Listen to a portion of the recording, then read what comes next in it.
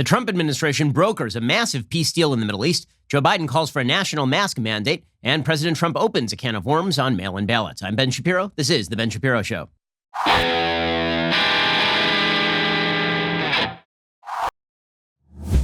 The Ben Shapiro Show is sponsored by ExpressVPN. Protect your online privacy today at expressvpn.com/Ben. So, y'all remember that time when Barack Obama won a Nobel Peace Prize for existing? Like literally for breathing. He won the presidency of the United States in late 2008. And by 2009, he was being handed the Nobel Peace Prize for literally being a breathing human being. That was his only claim to fame. That was the only reason he was given the Nobel Peace Prize. Even when he accepted it, he was like, I'm not sure why I'm here. What did I do again? Well, I mean, I am great. I am kind of a messianic figure. But aside from that, I have no idea what I'm doing here. It was very, very weird. Well, what would you say if there was a president who brokered a peace deal between Israel and one of its heretofore Arab nation enemies? And that peace deal provided the basis for many other Arab nations to start making peace deals for normalization of relations with Israel. Wouldn't that be considered like a big win, like a Nobel Prize winning sort of thing? I mean, Jimmy Carter won a Nobel Prize based on brokering a peace deal between Egypt and Israel. Bill Clinton was nominated for a Nobel Prize. It was Yitzhak Rabin and Arafat who won the Nobel Prize, bizarrely, for the Oslo Peace Accords, which turned out to be a complete disaster area. Every single American president tries to make some sort of deal in the Middle East. But only Trump has been able to make a successful deal in the Middle East for the first time since like 1994 when Jordan normalized relations with Israel. So it has been full on almost 3 decades since there was a solid peace deal in the Middle East, and President Trump got it done. He got it done because all of the interests align. Now, to be completely fair, the reason the interests align is because of President Obama, but because President Obama was a garbage president who's terrible in the Middle East. Because Obama decided that he was going to forward the aspirations of the Iranian mullahs, try to make them a regional power. He was going to legitimize their nuclear program over time. He was going to try to open up their economy. He was going to look the other way on their terrorism and their attempts to spread their power via regime changes all over the Middle East. Because he did that, a coalition of forces formed against the Iranian rising power, and that included Saudi Arabia, Egypt, Jordan, the UAE, and yes, Israel. It turns out that the common interest of all of those countries was in not seeing the Iranians rise to regional power. And so the UAE looked at Israel, and Israel looked at the UAE, and they said, okay, well, we're on the same page.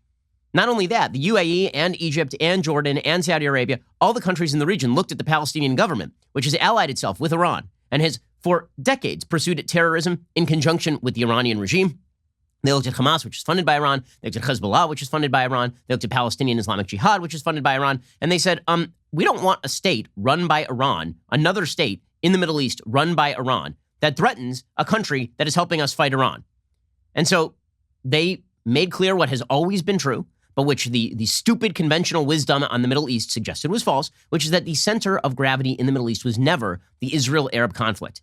See, there's been this pervasive, idiotic notion that if you just solve all of the problems between Israel and its enemies, then peace blossoms across the Middle East. All of the sectarian violence that, by the way, has plagued the Middle East in far larger numbers all over the Middle East than between Israel and its neighbors, all of that would simply go away. Like all of the problems between Turkey and Iraq would simply disappear. Between Turkey and the Kurds, that would disappear. All of the problems between Syria and Iran would simply go away. All of the problems between Jordan and the Palestinian Liberation Organization, all of that would simply alleviate. All the problems between Iraq and Kuwait, everything would just go away if you just focused in on the Jews. Right? This was the moral equivalent of everybody saying that white woke liberals in the United States, if they can only get things together, they'll heal all the problems in the United States. Like, no, none of that's real. Okay, none of that's real. The notion that if you force a peace on Israel, that was somehow going to alleviate all the tensions in the Middle East and somehow all the sectarian violence was going to go away was always a chimera. It was always an act of Western arrogance. It was always stupid. And it's why the conventional wisdom had suggested for years that if the United States moved its embassy in Israel from Tel Aviv, the non-capital of Israel, to Jerusalem, the capital of Israel, then war would break out everywhere. And then Trump looked at it. He said, no, that's not real. He did it. And nothing happened. Nothing happened because it turns out that there are many interests in the Middle East and very few of them have to do with Israel.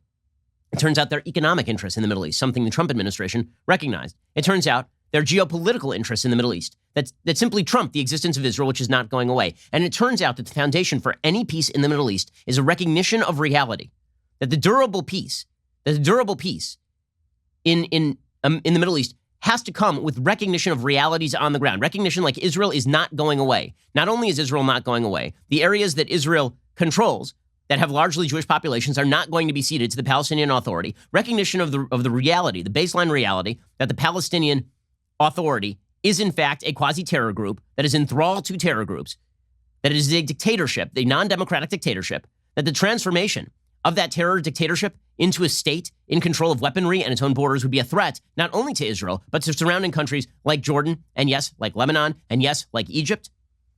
Right? Those are the baseline realities on the ground. The Trump administration recognized those baseline realities on the ground, and Arab nations now facing those looming realities because Iran was rising and Iran was continuing to fund the Palestinians and the problems in Syria and the problems in Lebanon and the problems in Iraq. The rest of the Middle East looked around and they said, okay, I guess we better just recognize reality here. And the reality is it's better to be friends with Israel than enemies with Israel. That's all that happened here. Now, the media are trying to spin the peace deal as though Barack Obama created it or that this was all about pressure on Israel because they have to keep fitting a deal that completely goes against the entire grain of what they've been suggesting for years, right? That only a left-wing, conciliatory, submissive Israeli government was going to make peace. They have to keep pushing that line. And so Thomas Friedman in the New York Times has a bizarre piece today where he argues that Bibi Netanyahu was somehow pushed into a peace deal with the UAE, which is just pure absurdity. Thomas Friedman has his head so far up his butt, it is coming out his face again. He's been wrong on everything to do with the Middle East. So is everybody in the Obama administration. They've been wrong on everything. Everything. We'll get to that in just a moment. They're trying to claim credit for a deal that they themselves only made possible because they got the Middle East completely wrong. Meanwhile, depriving the Trump administration of credit for the deal when it was the Trump administration that did the deal. And shout out here to the assistant to Jared Kushner, Avi Berkowitz. I know Avi. Avi was very, very instrumental in these talks. Really, Avi did hard work to make this happen. It is a breakthrough peace agreement. Everybody acknowledges it is a breakthrough peace agreement, and it will be the basis going forward for many more peace agreements in the Middle East as people recognize that basing peace on the complete fiction that Israel is going to disappear or that Israel making territorial concessions is what causes peace in the first place, that entire model is broken. That peace for peace is the actual model here, not land for peace, not Israel giving up its own safety and security, but peace for peace. Namely, Israel says, we're going to leave you alone, and everybody else says, we're going to leave you alone to Israel, and then they normalize economic relations, which, by the way, has always been the basis for every durable peace. It's always been peace for peace. It has never been land for peace. Land for peace is called blackmail. Peace for peace is simply acknowledging that the other person exists. And that has always been the predicate for anything that remotely approaches a durable peace. So good for the Trump administration. We're going to get into more details here because this really is a major thing. And the media are going to play it up for a moment, and then they're going to downplay it and pretend it was Obama, which is insane. That's insane. Okay, to pretend that Barack Obama somehow facilitated this peace deal through pressure on Israel like 5 years ago and hatred of Bibi Netanyahu, pure hatred of Bibi Netanyahu, it's totally crazy. I mean, it's nuts. We'll get to that in just 1 second. First, let's talk about the fact that you are paying too much for your cell phone bill. So you can't afford to be paying too much for your cell phone bill right now. You can't afford to be paying too much for anything right now. So why would you be spending tons of money on unlimited data that you're not even using? Right now, who's your wireless providers? At AT&T, Verizon, T-Mobile? What if I told you that Pure Talk USA uses the exact same network as one of those carriers, same towers, same coverage, same quality, but literally costs you half? How do they make it so affordable? Well, no retail stores, low overhead.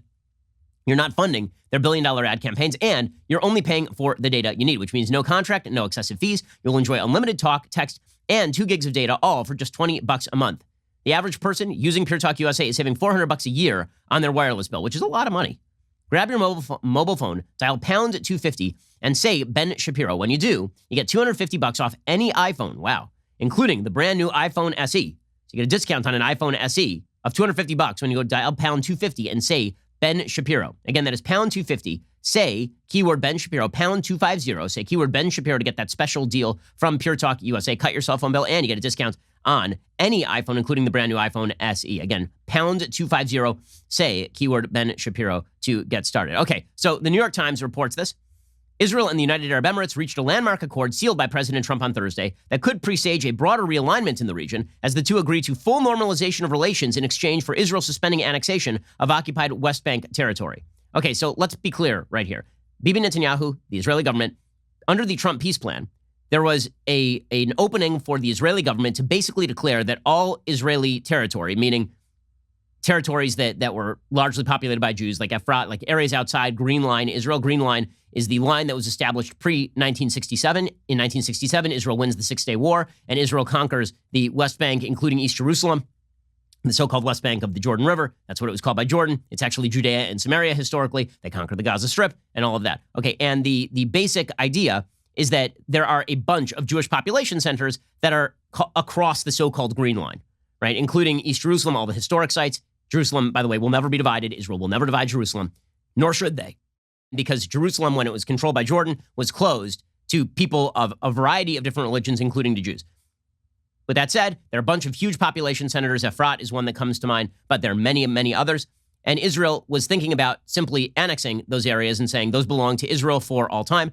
It wouldn't have made a big legal difference, honestly, because other nations that didn't want to recognize it just would not have, nor would it have taken off the table any of those areas as quote-unquote land swaps in future deals. So it would have been kind of a declaration only. It wouldn't have meant a whole hell of a lot. It's not like declaring the Golan Heights sovereign Israeli territory, because that is in opposition to, for example, a Syrian claim on the Golan Heights. Israel doing that and being recognized by the United States was pretty important. It was unclear whether if Israel, quote unquote, annexed the territory, which again is not going to fundamentally change things on the ground, whether that gets recognized by anybody, including the United States. Okay, bottom line is that Israel traded a pledge not to annex, which is basically a nothing. They basically said to the UAE, it's a fig leaf, okay? That's the reality. Israel granted a fig leaf to the UAE. The UAE wanted to normalize relations with Israel. They said, we need something in return to make it look like we give a crap about the Palestinian Authority, which we actually kind of don't. And Israel said, okay, well, we just won't formally annex all this territory we know is going to end up in Israeli hands under any peace deal in the future anyway. And the UAE was like, good, done. Okay, because in reality, what this deal really is about is a mutual defense alliance against Iran. That's really what the deal is about. In a surprise announcement at the White House after a three-way phone call with Israeli and Emirati leaders, Mr. Trump said the deal would lead to greater cooperation on investment, tourism, security, technology, energy, and other areas, while the two countries move to allow regular direct passenger flights, open embassies, and trade ambassadors for the very first time. This has been a long time in the making. Now, the political media, the idiots like Thomas Friedman, will suggest it was a window that opened, and the UAE and the Israelis took advantage of. Nonsense. They've been in negotiations on this thing for a very, very long time. The UAE and Israel were warming in relations for at least the last several years, and that was specifically due to the backlash to the Iranian regime that was created by Barack Obama being a full-on kowtower to the Iranian mullahs. If fulfilled, the pact would make the Emirates only the third Arab country to have normal diplomatic relations with Israel, along with Egypt, which signed a peace treaty in 1979, and Jordan, which signed a treaty in 1994. President Trump announced the deal yesterday. Here is what President Trump had to say. This is a truly historic moment. Not since the Israel-Jordan peace treaty was signed more than 25 years ago has so much progress been made towards peace in the Middle East.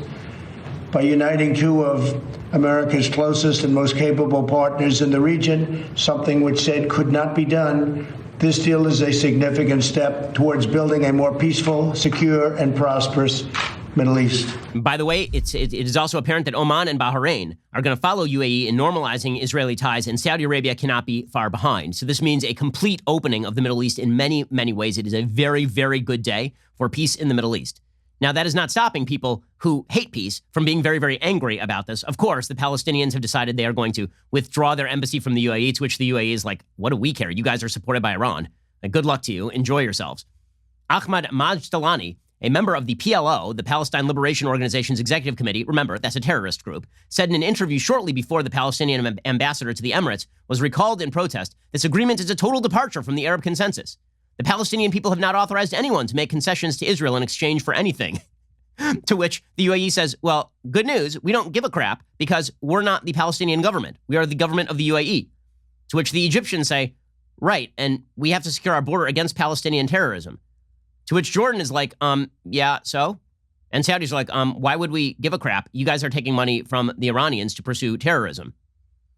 Israel and the Emirates have long maintained a thinly veiled secret relationship over mutual interests. The idea of formalizing it has come up several times in the past year. The two sides essentially took it into the open after 6 weeks of indirect talks through Jared Kushner. Here was Jared Kushner, the much maligned Jared Kushner, ripped up and down as a dolt. How could he do anything in the Middle East? The stupid Trump peace plan. Jared Kushner doesn't know anything. We need experts like Susan Rice and the Barack Obama anti-Israel super team to go in there and cram down a deal on Israel. Here's Jared Kushner announcing the deal yesterday. Smarter than any of these dolts. Here was Kushner yesterday. The president takes untraditional approaches. He does things in different ways, but he uses common sense and he tries to unite people by focusing on common interests as opposed to allowing them to focus on their common grievances. And what happened was here is we were able to achieve results that others were not able to achieve, and this will advance the region and this will advance the whole world. I would like to say to the people of the region, Muslims, Jews, Christians, that this does give hope, that the problems of the past do not condemn you to a future with conflict. 100%. This is exactly right. Why? Because the deal, again, was predicated on the notion that the United States was going to back Israel's claims to defend itself, that Israel is not going away, that hopes that Israel will go away, using the Palestinians as a sort of tip of the spear in destroying Israel, that those are foolhardy hopes, they're dumb, and that economic relations provide a better way out for many nations in the Middle East than simple continuation of religious warfare. Okay, so this is what happens when you take a proper relationship to the Middle East. This is what happens when you take a non-anti-Israel view toward the Middle East. Peace breaks out when you say that Israel will continue to remain and will never go away, and that Israel has a right to defend itself. When you don't undercut Israel, peace becomes more possible, not the opposite. The view of the left has always been, if you undercut Israel, then the Arabs will be more likely to make peace. That is such a lie. It is such a lie. When you undercut Israel, what that leads to is the belief that simply taking an intransigent line against Israel will lead to more concessions by Israel. By the way, that's a rational response by Arab states. That'd be a rational response by the Palestinian leadership. The more that America forces Israel to make concessions, and the more intransigence the Palestinians display, which leads the left to make more concessions, why would you ever make a peace deal? Ever. Instead, you will simply continue to pursue terrorism by saying, no, peace for peace, not land for peace. It's not up to Israel to make concessions. It's up to you to recognize that Israel is not going away. And then later you can work out all of the territorial issues that you got on the table. But the reality is you first have to normalize relations. You first have to recognize realities on the ground. Reality is a good basis for a peace deal. Fantasy garbage pushed by the Obama administration is actually a bad basis for a peace deal. And you can tell that it's a good deal based on who opposes it. We'll get to who opposes the deal in just 1 second. By the way, Bibi Netanyahu, the Prime Minister of Israel, said this is a historic evening. Today, a new era begins in the relations of the State of Israel with the Arab world. He tweeted out, this is the greatest advancement toward peace between Israel and the Arab world in the last 26 years. It marks the third formal peace agreement between Israel and an Arab nation. So there's the story that is going to be told by the press, which is that this is all about Israel foregoing annexation. And then there's the real story, which is this is all about an anti-Iranian alliance and a recognition of realities on the ground. And that's the real story. So don't believe the press's lies that this is all about Israel's willingness to make concessions. That is not what happened here. Okay, we've been told that only if Israel gave up the Golan Heights, gave up East Jerusalem, gave up settlements, and pledged to go back to the Green Line, would there be any sort of surrounding peace in the Middle East, an outside-in peace where other nations made peace with Israel. Israel annexed the Golan Heights, claimed the Golan Heights, has not given up a single settlement, and has not pledged to do so, by the way, and is never giving up East Jerusalem, and outside nations are not making peace with Israel. So it turns out that all of the conventional wisdom is a bunch of crap, and it always was a bunch of crap. We'll get to the enemies of this peace deal, and you can call them enemies of peace because they are literally enemies of a peace deal. We're going to get to that in just 1 second. First, you hear stories in the news in which a good guy uses a gun to protect his family from criminals, and then he is the one who is arrested. The legal system is not fair. A responsibly armed American may often become a political target. We saw this in St. Louis, where there were a couple of homeowners who walked out front to protect their property from people who had broken into a private gated community, and then the prosecutor tried to prosecute them. It's not right for good, responsible Americans to wind up in jail or embroiled in a lawsuit for defending themselves or their family. In this day and age, you need a gun to protect your family and yourself. Here's how you can take a simple, powerful journey to firearms and self-defense confidence. It's called the Complete Concealed Carry and Family Defense Guide from the United States Concealed Carry Association. It is 100% free. You'll learn how to detect attackers before they see you, how to survive a mass shooting, the safest and most dangerous places to sit in a restaurant, how to responsibly own and store a gun, especially if you have little kids, and a whole lot more. It's 164 pages. It comes with a bonus audio version so you can listen whenever you want. Just text Ben to 87222 to get this indispensable guide. Text Ben to 87222. You'll get instant access and a chance to win $1,000 so you can buy a gun to protect your family in legal fashion. Text Ben to 87222 right now. Again, text Ben to 87222 and join my friends over at the U.S. Concealed Carry Association. Right now, text Ben to 87222. So, who opposes the deal? Well, Iran hates the deal. Turkey hates the deal, which is not a shock. Iran is, of course, run by radical Islamic terrorists. Turkey is run by an Islamist, Erdogan, who has transformed what was once a democracy into a thriving hotbed of Islamism. The historic UAE-Israel deal, brokered by the United States, considered a major foreign policy triumph, would make UAE the third Arab country behind Egypt and Jordan to establish full diplomatic relations with Israel. But Iran is very, very mad, according to Fox News. Iran's foreign ministry called the agreement a dagger that was unjustly stuck by the UAE in the backs of the Palestinian people and all Muslims. See, if you're going to talk about like daggers stuck in the back of Muslims, you probably have to go with, the hundreds of thousands of people murdered in Syria with the help of the Iranians, or perhaps the complete destruction of Lebanon at the behest of Iranian-backed Hezbollah. Maybe you'd have to go with the complete breakdown in Yemen, with the Houthis backed by Iran creating the problem. There are lots of things you could talk about when you talk about Muslims being murdered. The UAE making a deal with Israel, that's not even the top 200 problems for Muslims in the Middle East. In fact, it's a solution for a lot of Muslims in the Middle East. Meanwhile, the Turkish foreign ministry claimed the UAE had no right to negotiate the deal on behalf of the Palestinians. They didn't negotiate any deal on behalf of the Palestinians. They negotiated a deal on behalf of the UAE. So the fact that Iran and Turkey hate it means it's a good deal. Right? Inherently, that means it's a good deal. Who else was angry about this? Well, Ben Rhodes, the ridiculous failed novelist, national security advisor to President Obama, whose claim to Middle Eastern knowledge was predicated on sitting in an apartment in Brooklyn writing bad fiction while watching a bum piss into a trash can. That guy, he had some words. He says, this agreement enshrines what has been the emerging status quo in the region for a long time, including the total exclusion of Palestinians, dressed up as an election eve achievement from two leaders who want Trump to win.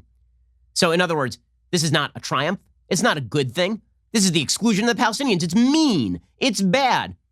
Well, what's weird about that is that Ben Rhodes, while trying to undermine the deal, is so bad that not even Obama's Assistant Secretary of State for Democracy and Human Rights was buying it. Tom Malinowski, he tweeted out, this is a breakthrough deal for Israel, for peace, and for U.S. diplomacy. It affirms that Israel has far more to gain from normalization with Arab states than from annexation of the West Bank. A win-win we can build on. Again, recognize that the failure to annex Judea and Samaria, that does not change a single thing on the ground. It changes 0 things on the ground. It is a fig leaf. It is a complete political fig leaf so that the UAE can pretend that it got a concession from Israel, when in reality, all that happened was a normalization of relations that the UAE and Israel both wanted in opposition to Iran. Rashida Tlaib, resident anti-Semite in the American Congress, congresswoman who prioritizes above all else the support for Palestinian terrorism, she tweeted out, we won't be fooled by another Trump-Netanyahu deal. Okay, it's not a Trump-Netanyahu deal. It's a Netanyahu-UAE deal. It's an Israel-UAE deal. Like, the UAE doesn't exist in Rashida Tlaib's universe. We won't celebrate Netanyahu for not stealing land he already controls in exchange for a sweetheart business deal. The heart of the issue has never been planned formal annexation, but ongoing devastating apartheid. Oh, really? Is that what the issue has always been? Not the Palestinian refusal to recognize the existence of the state of Israel, the continued education of children to murder Jews as often as possible? By the way, the same day that Israel made a deal with the UAE, Hamas was floating balloons laden with explosives over the border. That's been their new fun game. Now, you ask yourself, why would they send colorful balloons laden with explosives into Israel? Why would they do that? It can't do that much damage. The answer is, who's attracted to balloons, guys? Who's attracted to balloons? Oh, that's right, small children. Because Hamas is evil. Hamas has always been evil. Palestinian Islamic Jihad is evil. The Iranian government that backs them is evil. The Palestinian government that backs them is evil. But those are the people who are being backed by large swaths of the American political left. In a second, we're going to get to the most ridiculous spin on this thing. The most ridiculous spin on this thing is Joe Biden trying to claim credit for it. So again, there's this split in sort of Democratic circles. Some of them are like, it's a terrible deal. It's a terrible deal. And we hate the deal because Israel actually got something good, which is really what it comes down to. They don't want Israel and the UAE and Saudi Arabia and Egypt and Jordan to normalize relations because they love Iran and they despise Israel. There's no other way to read that. There's no other way to read that because it is good for the region. It is good for economic normalization. At least Joe Biden is recognizing it's a good thing. But then Joe Biden's like, and I did it. And you have to be absolutely high on your own farts to believe that.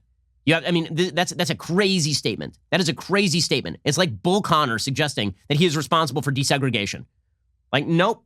Pretty certain not. The Obama administration was as anti-Israel, pro-Iran as any administration in American history, not as any, far more than any administration in American history. Them claiming the basis for an Israel-UAE deal is patently crazy. We'll get to that in just one second. First, let us talk about the fact that you need wireless earbuds these days. You're spending an awful lot of time with media. You're spending an awful lot of time on the phone. Many of us are working from home. You got to be on the phone a lot. You're listening to your favorite shows. You're listening to your favorite music. But you don't want to spend a fortune on wireless earbuds. Well, what you need are a great pair of wireless earbuds from Raycon. You already know that Raycon earbuds start at about half the price of any other premium wireless earbuds on the market, and that they sound just as incredible as other top audio brands. You do know. Their newest model, the Everyday E25 earbuds, those are the best ones yet. 6 hours of playtime, seamless Bluetooth pairing, more bass, and more compact design that gives you a nice noise-isolating fit. Raycon's wireless earbuds are so comfortable, they are perfect for conference calls or binging podcasts. Unlike some of your other wireless options, Raycon earbuds, they're stylish and discreet, no dangling wires, no stems to distract anyone during video calls. My favorite thing about my Raycons is that I can customize them to fit my ear. They are not one size fits all. They come with a little metal card, has a variety of fits on it. You can customize them, put them in your ears. They will fit perfectly. Now is the time to get the latest and greatest from Raycon. Get 15% off your order at buyraycon.com/Ben. That's BUYRAYCON.com/Ben. Buyraycon.com/Ben for 15% off Raycon wireless earbuds. Buyraycon.com/Ben. Again, that's buyraycon.com/Ben for 15% off. Okay, so Joe Biden tried to claim credit for this, which is just patently crazy. It is nuts, man. That is crazy towns. Here's what he said. Today, Israel and the UAE have taken a historic step to bridge the deep divides of the Middle East. The UAE's offer to publicly recognize the State of Israel is a welcome, brave, badly needed act of statesmanship. It is a critical recognition Israel is a vibrant, integral part of the Middle East that is here to stay. Israel can and will be a valued, strategic, and economic partner to all who welcome it. The coming together of Israel and Arab states builds on the efforts of multiple administrations to foster a broader Arab-Israeli opening, including the efforts of the Obama-Biden administration to build on the Arab Peace Initiative. I personally spent time with leaders of both Israel and the UAE during our administration, building the case for cooperation and broader engagement and the benefits it could deliver to both nations. I am gratified by today's announcement. Okay, Joe Biden trying to claim credit for this is, okay, it's crazy. Okay, it is fully nuts. My favorite here, one of my favorite things, is him trying to claim that it builds on the efforts of the Obama administration to build on the Arab Peace Initiative. So what the hell is the Arab Peace Initiative? You may recall that the Arab Peace Initiative, if you have familiarity with these issues, was a proposal created by the Saudi Crown Prince Abdullah at the 2002 Arab League Summit in Beirut. It was later endorsed at a 2007 summit in Riyadh. It called for, among other things, full Israeli withdrawal from the Golan Heights, withdrawal from all of Judea and Samaria, withdrawal from East Jerusalem, including the Temple Mount and the Western Wall. Okay, so he's saying that the focus on the Arab Peace Initiative led to this peace deal. How can you tell that he's totally full of crap, so full of crap that his eyes are turning brown? The way that you can tell that is that Israel did none of those things. Israel has annexed the Golan Heights. Israel has not withdrawn from Judea and Samaria. In fact, it strengthened its presence in Judea and Samaria. And Israel has not withdrawn from East Jerusalem at all and has no intention of doing so. So Joe Biden's like, remember that deal that we pushed that completely failed? That was the basis for this one. No, it was not. Okay, the real reason that this deal got cut is because of Obama, but it's because Obama was so radically anti-Israel and pro-Iran that he drove the UAE, Saudi Arabia, Jordan, Bahrain, Oman into the arms of the Israelis. In 2014, the Obama administration delayed delivery of Hellfire missiles to Israel while Israel was trying to defend itself from the Gaza Strip and terrorism from Hamas. Obama was so anti-Israel that he signed an Iranian peace deal that didn't create peace, that only effectuated their pursuit of a nuclear weapon after 10 years and gave them full ability to normalize their economic relations with the rest of the world and use the money for terrorism. Fully acknowledged, by the way, by Secretary of State John Kerry. Obama was so anti-Israel that as he was leaving office, he planted a time bomb at the United Nations, passing a UN Security Council resolution and abstaining. The Security Council resolution declared that all of Judea and Samaria and East Jerusalem were not Jewish territory, and that there was no historic tie. Okay, that as a matter of international law, Israel has no claim to the Western Wall, Temple Mount, the entire Jewish quarter of Jerusalem, and that they belong to the Palestinians. That's how anti-Israel Obama was. And so now we're hearing from Biden that he's going to take credit for the deal? The man's a damned liar. He's a damned liar, and the attempt by the media to create several competing myths so they can continue to purvey their overall myth, which is that pressure on Israel creates peace. They have a few myths that they are purveying. One, Obama had anything to do with it. He did not. In fact, it's an unintended consequence of his garbage foreign policy. Two, the pressure on Israel results in peace. That's not what resulted in peace here. There was no pressure on Israel, and peace emerged because there was no pressure on Israel. Not in spite of, because there was no pressure on Israel. Three, there's nothing, peace in the Middle East is not reliant in any way on Israel making concessions to the Palestinians. In any way. And finally, that Democrats and the foreign policy establishment know what in the hell they're talking about. They absolutely do not. National Security Advisor Robert O'Brien said that Trump should be up for a Nobel Peace Prize. Okay, that is true. He should be. Okay, if Obama had cut this deal, he would be. Here is Robert O'Brien. It's really remarkable, I think, when you step back and take a look at what this president has done on the peace front. And it wouldn't surprise me. It'll take some time in this environment, but it wouldn't surprise me if the president's eventually nominated for a Nobel Prize. For today's work is an example of why he would be rightly considered and should be a front runner for the Nobel Peace Prize. Okay, people are laughing at that. He's done more for peace in the Middle East than anything Obama did. Obama was a horrible president for the Middle East. He set the Middle East on fire. Okay, how many regime changes happened while Barack Obama was president that resulted in more dictatorship, not less?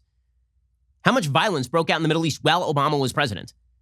Okay, that guy won the Nobel Peace Prize for existing. Trump, they all laugh at him. His Middle Eastern policy has been more successful than any president of my lifetime. It is not particularly close, by the way. Okay, meanwhile, all of this is the basis for a solid Trump campaign.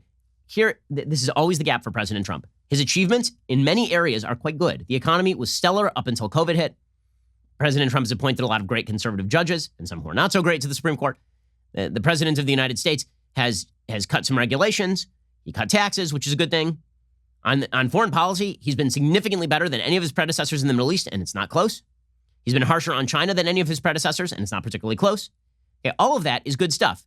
So why isn't he doing better in the polls? Well, there's a poll out today, and it shows exactly why and what he needs to do to come back in this election. Plus, we'll get to Joe Biden and his central pitch, which is COVID. It's always going to be COVID. We're going to get to that in just 1 second. First, let us talk about a great watch that you can get without breaking the bank. I'm talking about Vincero. Check out this watch. This is a really, really nice looking watch. Now, I'm a huge fan of luxury watches, but luxury watches will cost you thousands and thousands of dollars. How about something that looks like a luxury watch and ain't going to cost you like a luxury watch? I'm talking about this Vincero. Vincero is giving you a big sale alert. You already know how I feel about Vincero watches.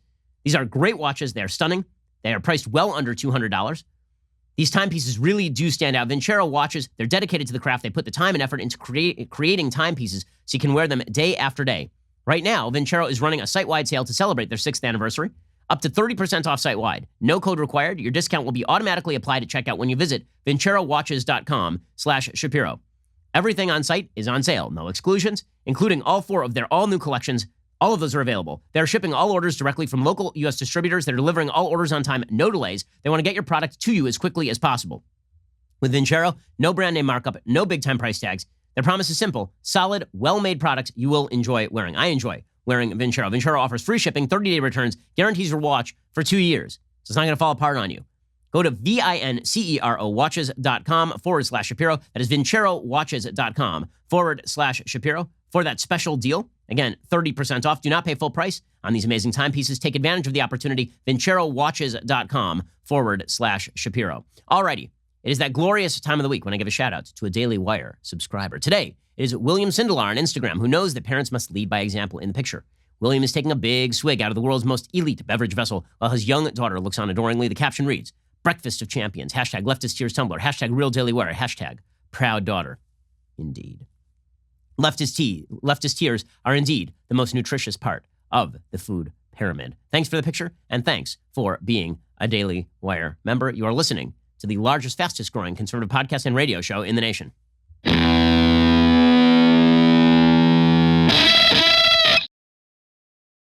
Okay, so President Trump has actually done very, very many good things as president of the United States. So why isn't he more popular? The answer is perfectly obvious. People don't like him personally. That is a perfectly obvious answer. It's a perfectly obvious truth, which means that if he can just cut it out, and we all know what it is, then he'll have a good shot at winning. Okay, the reason that I say this is the case, that nobody is voting for Biden based on policy, nobody is voting for Biden because they like his agenda, nobody's even voting for Biden because they like Biden. They're just voting for Biden because they don't like Trump. The Pew Research Center poll. Okay, here are the top reasons for supporting Donald Trump. 23% say leadership performance, 21% say his issue or policy positions, 19% say he is not Biden, 17% he's for Americans, 16% vote for Republicans and against Democrats. 11%, he tells it like it is his personality. So only 11% of people voting for Trump are doing it because they like his personality. Okay, by contrast, Joe Biden, 56% of people who are voting for Joe Biden say they are voting for Joe Biden because, quote, he is not Trump. That's literally the only reason people are voting for Biden. There is not another statistic that breaks 20%. Leadership or performance, only 19% say leadership or performance. His personality and temperament, only 13% say that. Only 9% of Joe Biden voters say they are voting for him because of his issue and policy positions. And only 7% say they are doing so because they're Democrats and voting against Republicans. So in other words, this entire election has been a referendum on Donald Trump's personality. And that continues to be the main factor militating against a President Trump victory, which is something that President Trump should take under advisement, because that's something he can correct for. Stay on the teleprompter. Stay on the teleprompter. Okay, because on the issues, the American people do not like the Biden-Harris ticket. They don't. And now yesterday, Joe Biden and Kamala Harris held a press conference at which they answered 0 questions. That was exciting. So they're just going to continue to maintain, because they understand that the media are not here to report. The media are here simply to drool over them and to rip into President Trump. So they have a massive advantage, which is they will never have to answer questions, and Joe Biden can be wheeled on a gurney all the way into the Oval Office. With that said, I am absolutely amazed at the lack of follow-up questioning from the media on broad-based policies proposed by Biden and Harris. So yesterday, they did this presser that wasn't a presser because they answered no questions, in which Biden and Harris sat 6 feet apart awkwardly and talked to experts on COVID. And then recommended silly things. So here was Joe Biden yesterday calling for a national mask mandate for the next 3 months. As we're about to talk about, this makes zero sense at all for a couple of reasons. Every governor should mandate mandatory mask wearing. The estimates by the experts are it will save over 40,000 lives in the next 3 months. 40,000 lives. The people act responsibly. And it's not about your rights, it's about your responsibilities as an American. Okay, so he's saying we need a national mask mandate. Okay, so a couple of things. One, he doesn't mean a national mask mandate. There's no constitutional power for the federal government to actually enact a federal mask mandate. It doesn't exist, right? And also, I'm amused by folks on the left who keep saying the national government should institute a mask mandate. Okay, who are you going to have enforce it, guys? What's your plan? You going to send federal troops into the cities? So I guess the left agenda on this is federal troops into the cities, not to protect federal property that's being burned by Antifa in Portland, federal troops in the cities to yell at you if you're not wearing a mask while jogging. Okay, but that's not even really what Biden is saying. He's saying, I think all governors should institute mask mandate. Oh, well, I'm glad for your opinion, Joe. Thank you for your useless, garbage, empty opinion that means nothing. I'm glad that you think things. Wow, so you mean as president, you're going to tell governors to do a thing that they can completely ignore? Slow clap. Wow, you solved COVID, dude. Well done. Kamala Harris like, this is going to save lives. This is going to save lives. Okay, Kamala, sure. We just witnessed real leadership, which is Joe Biden said that as a nation, we should all be wearing a mask for the next 3 months because it will save lives. And the thing about Joe that the American people know is that his role of leadership in our country has always been about doing what's best for the people of our country. Except when he was trying to ban her from going to an integrated public school, guys. Joe's leadership has always been great, except when he was sexually harassing the help and or stopping me from going to an integrated public school, says Kamala Harris, the most cynical politician of the modern day. I love that. That was real leadership from Joe Biden. Did you know that? He said there and said mask. He said the word mask. That's leadership. We're done here. I mean, come on. We have solved COVID, guys. Mm-hmm. Sure. By the way, most Americans in hotspots are wearing masks. They're wearing masks without a mask mandate because most Americans are taking seriously COVID in areas where COVID is spiking. Then Biden and Harris refused to take questions, which is really exciting stuff. Because remember, Donald Trump has never had to answer a hard question, but these people are willing to answer all the hard questions except when they're running directly off stage so Joe Biden can go get an oxygen tank. Here is Kamala Harris yesterday. I'm honored to be with you, Joe. Thank you. Can you talk about your economic briefing? I know Captain Yellen was there. What did she tell you? Anything on your... We'll talk about that later. Vice President Biden, what role do you see for Senator Harris in the coronavirus pandemic? Mm-hmm. So, President Trump, by the way, on masks, much more coherent than either Kamala Harris or Joe Biden because he actually apparently understands the role of the federal government. He said, you should wear a mask, but we are not state government, and it is not the job of the federal government to force people to wear masks. Accurate. Okay, that's called federalism. It's in the Constitution. Here's President Trump. He wants the President of the United States, with the mere stroke of a pen, to order over 300 million American citizens to wear a mask for a minimum of 3 straight months. He does not identify what authority the president has to issue such a mandate or how federal law enforcement could possibly enforce it, or why we would be stepping on governors throughout our country, many of whom have done a very good job, and they know what is needed. By the way, correct. By the way, California has mask mandates all over the place. California just became the first state with over 600,000 diagnosed cases of COVID. They have a higher death count than Texas or Florida, and the curve has not yet begun to bend, really, in California. Okay, so here's the thing. Again, when it comes to policy, President Trump is not wrong on a lot of this stuff. Okay, I'm not saying that he's perfect, because no president is perfect. There are a lot of things I disagree with, including his spending policies. But the real problem for Trump is not his policies. The real problem for Trump is his running mouth. That continues to be the real problem for President Trump. I'll give you a couple of examples. Okay, so yesterday, during a press conference, President Trump was asked about this column from John Eastman, who's a law professor over at Claremont Institute. He's written a lot.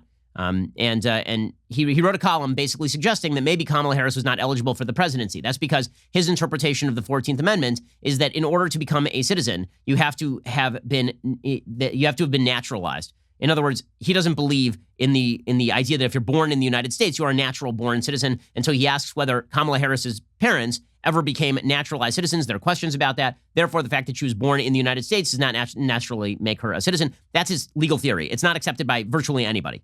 Right? Virtually everybody understands that Kamala Harris is a natural born citizen of the United States. She was literally born here. Her parents apparently were naturalized, as best we know. And so there's not a lot of credence to that. President Trump throwing out this theory is completely useless and counterproductive because, again, the case against Kamala Harris is not her ineligibility. The case against Kamala Harris is that she's awful. So why does the president constantly stick his hand in beehives? Like yesterday was a day where he cut a historic Middle East peace deal, the biggest Middle East peace deal in 30 years, and a day when the Democrats decided to go full-on top-down control on masks. And here he was talking about Kamala Harris's eligibility for the vice presidency? Come on. This is useless. I heard it today that she doesn't meet the requirements. And by the way, the lawyer that wrote that piece is a very highly qualified, very talented lawyer. I have no idea if that's right. I would have assumed the Democrats would have checked that out before she gets chosen to run for vice president. But that's a very serious. You're saying that they're saying that she doesn't qualify because she wasn't born in this country. Okay, so that's that. Come on. How is that useful in any way? Speaking of things that are not useful in any way, yesterday President Trump was talking about defunding the post office. So there's been a lot of talk about whether to pour more money down the rat hole that is the post office. The post office is awfully run. It has been awfully run for years because the post office's mandate is to ensure that if you're in a far-flung area, you get charged the same postage as if you are in like a major American city. They run at a loss. The post office has run at a loss for years, which is why FedEx continues to be more reliable. And if you really want to make sure the mail gets there on time, you don't use the post office at all, right? So the case that Republicans have been making about the post office is why are we spending more money on the post office when less mail is now being sent than ever before in American history? Why are we doing that? That makes no sense at all, right? That was the Republican case, that the Democrats were trying to pour more money into the post office because of giant government boondoggle. So why are we pouring more billions of dollars into the post office? President Trump then goes on national TV and he says, the reason we should defund the post office is so that the post office does not have the wherewithal to handle mail-in voting.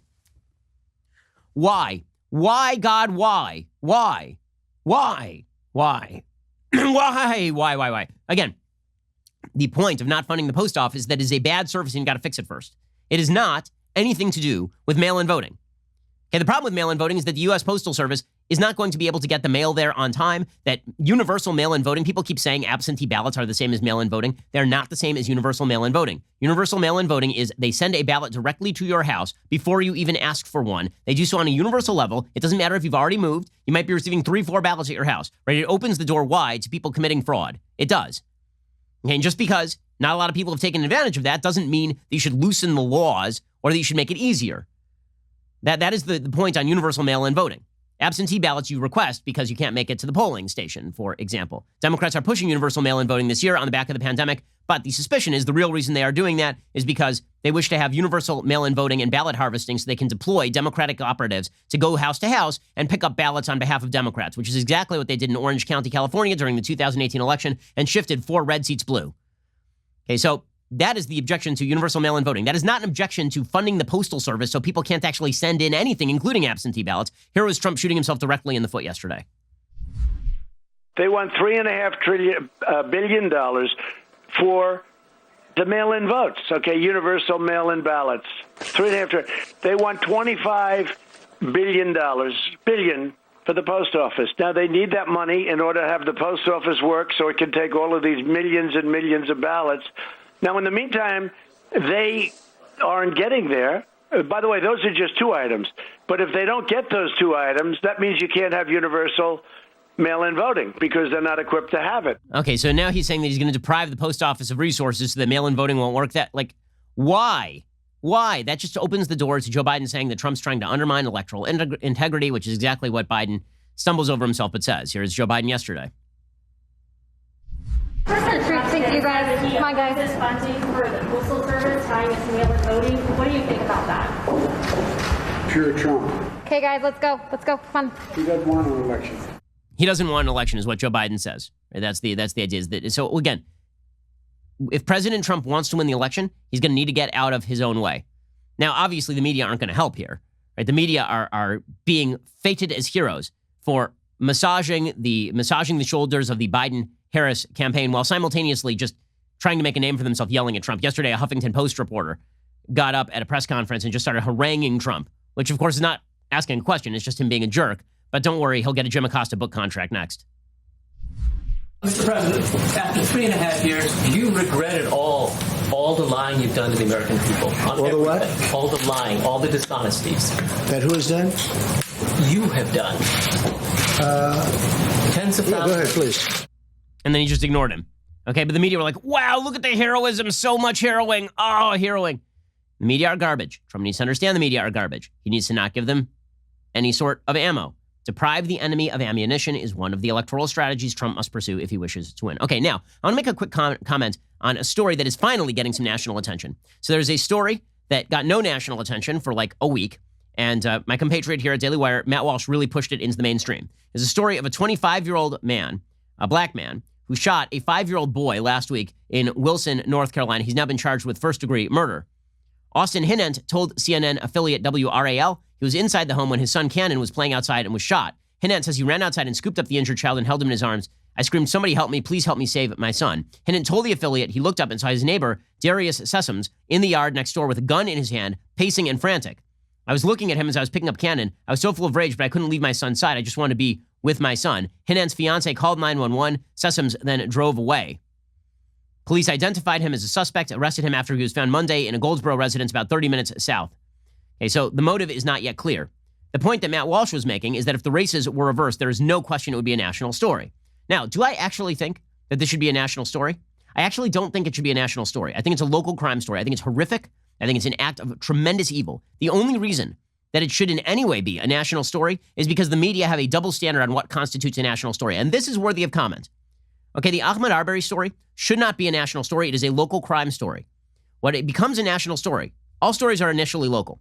What becomes a national story is one of two things, either a story that affects the entire nation or a story that is indicative of a broader trend plaguing the entire nation.